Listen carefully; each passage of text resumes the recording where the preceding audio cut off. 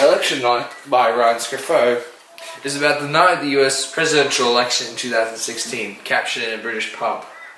Scriffo aimed to make an objective short documentary using expository and observational modes.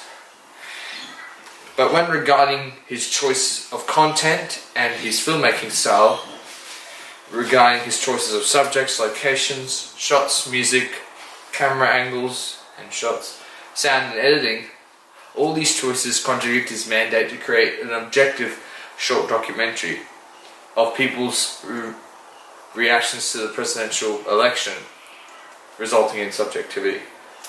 As stated before, the primary mode is observational, through having little to no voiceover, no narration, little to no filmmaking involvement throughout the film, and the audience is invited to form their own opinion rather than be dictated to by the filmmaker.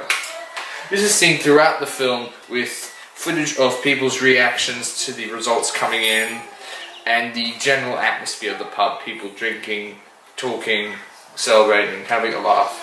But a perfect example of the observational mode in the short documentary is near the end of the short docu, as you can see in this still frame, where a pub brawl erupts at the tipping point of the night. This scene captures the reactions of the surrounding patrons, as well as kind of indirectly recording and capturing the patrons' realization of Trump likely winning, as also seen in the following shot here, this woman standing shocked. This effectively creates a very somber, quite tragic mood, whilst positioning the audience closer to Hillary supporters and their strife. This fits very well with Nicholas's theory of the observational mode, realizing the aim to be a fly on the wall and to capture events without any of the subjects noticing the camera heavily, or not noticing it at all, as captured in this scene. There are also uses of observational mode mixed with the expository mode. This is seen with the interviews throughout the short documentary, and also with a bit of the indirect voiceover at the end from a TV or radio host. This is used to communicate the narrative through line of the documentary and to also express the subject's emotions, as well as give the documentary a bit more credibility and objectiveness. This documentary modes also relate to the content regarding the approach. The filmmaker has explicitly stated in an article, "I am sure there are going to be many important films made that explore the why, the how, and the political ramifications of this election. This is not meant to be one of those films. This is a snapshot of one place, one evening, and the participants of a shared experience." This shapes the observational documentary.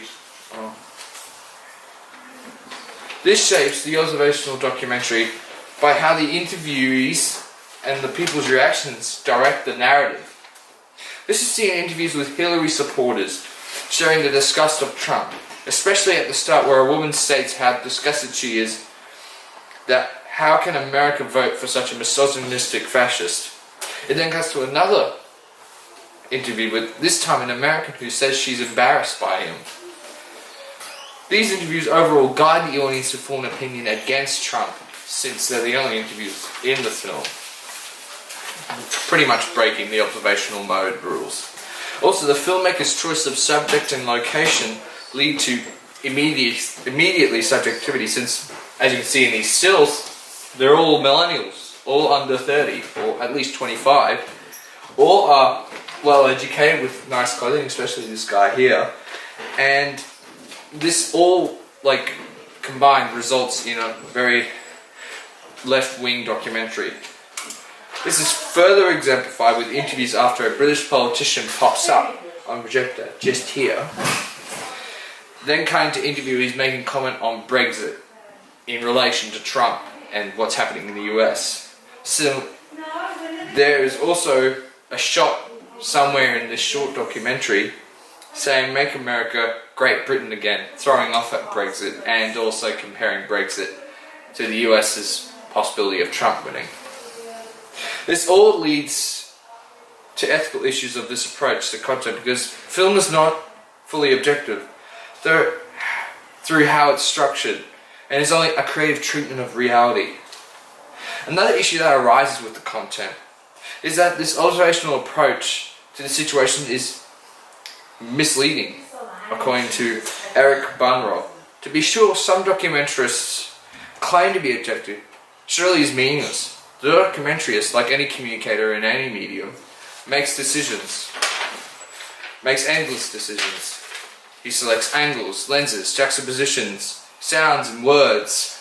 Each selection is an expression of his point of view, whether he's aware of it or not. This leads into the filmmaker style. The director Ryan Scofield fits easily in Nicholas's statement that every cinematic voice has its style or grain, all its own, acting like a signature or a fingerprint. Regarding Scofield's voice, he uses the observational mode to create an objective atmosphere for people to view the content in any way they see fit, without any filmmaker impeding on their opinion. This can be seen why he doesn't use any narration or voice of God, because it could damage the objectiveness of the short documentary. As stated by Nicholas, it can effectively kill a documentary, in his opinion. But in this case, it can make it less objective and affect the audience's opinion. But in reality, it's impossible to create a fully objective documentary without influencing the audience even the slightest bit. Even observational documentaries can have subjective elements. This can be seen at the end with the use of somber music accompanied with visuals like this one of people's troubled and sad expressions to Trump's victory, as well as another shot after that scene, and also these patrons sitting down shocked. There's a shot of British citizens the next day walking through the rainy morning as a voiceover from a radio or TV host announces Trump's victory and the weight it brings on everyone around the world. Another use of filmmaking techniques is the editing shots and angles of the documentary. This is seen with the use of here first, a low angle close-up of Trump on the projector. Communicating is a powerful person, sure, but it also shows him extremely tyrannical, as he says, "Today is our Independence Day." This shot and angle choice is seen again when the filmmaker uses, in conjunction with the sound and editing. This is seen with this British politician, as referred to before, when he pops up on the projector and everyone boos, and then subconsciously positioning the audience to immediately dislike that politician, as done before with Trump. It then cuts to interviewees talking about Brexit and comparing that to Trump and that situation in the US in a negative light, positioning the audience further to see them in the same negative light. Disregarding the filmmaker's intentions, this use of filmmaking intervention cracks the credibility of the whole documentary and the observational goals of the film. Even the observational and expository elements, it's impossible to create a fully objective film impossible to capture reality without it distorting. Like Patrika Adfo stated, filmmakers' film choices all make persuasive claims to the viewer about the accuracy, good faith, and reasonableness of the filmmaker. The fact that filmmakers have a wide variety of choices in representing reality, it is a reminder that there is no transparent representation of reality.